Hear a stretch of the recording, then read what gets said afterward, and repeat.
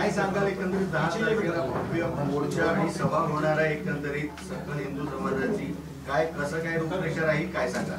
बांगलादेशमध्ये ज्या प्रकारचे अत्याचार चालू आहेत, हिंदूंची हत्या होऊन राहिली आहे, मंदिरांना जाळल्या जाऊन राहिलं आहे, लोकांचे प्रतिष्ठान जाळल्या जाऊन राहिले, लोकांची हत्या केली जात आहे, घरं जाळल्या जात आहे, याच्या विरोधामध्ये सकल हिंदू समाज उभा झाला आहे।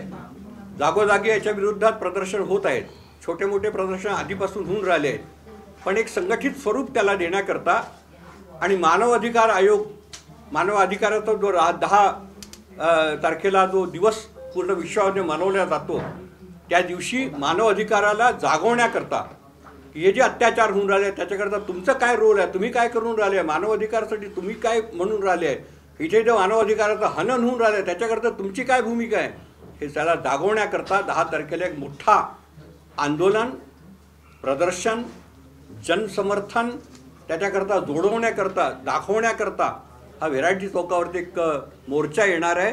7 स्थानातून तो निघणार आहे वेगळ्या वेगळ्या, आणि ती नगर भ्रमण करत मोटरसायकलने काही पायी असं येऊन सगळे व्हेरायटी चौकावरती एकत्रित होतील।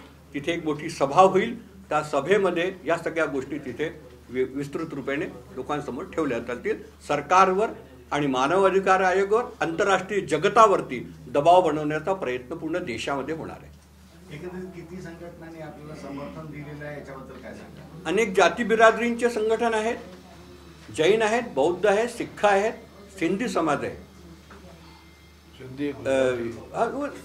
भिन्न भिन्न जातियों के अंदर सब आ गए वो, लेकिन प्रमुख रूप से जो सिंधी, जैन, बौद्ध, सिख, सिंधी, बाकी हमारे जाके जितने जाति बिरादरियों के संगठन हैं, सामाजिक संगठन है, राजनीतिक संगठन है, कुछ गणेश उत्सव, दुर्गा उत्सव, व्यापारी है, इस प्रकार के सारे जो लोग हैं वो सब इस समर्थन के अंदर उसमें है।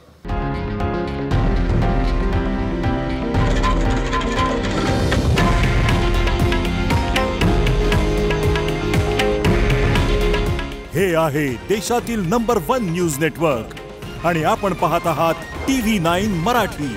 काळजी तुमची, हित महाराष्ट्राचं।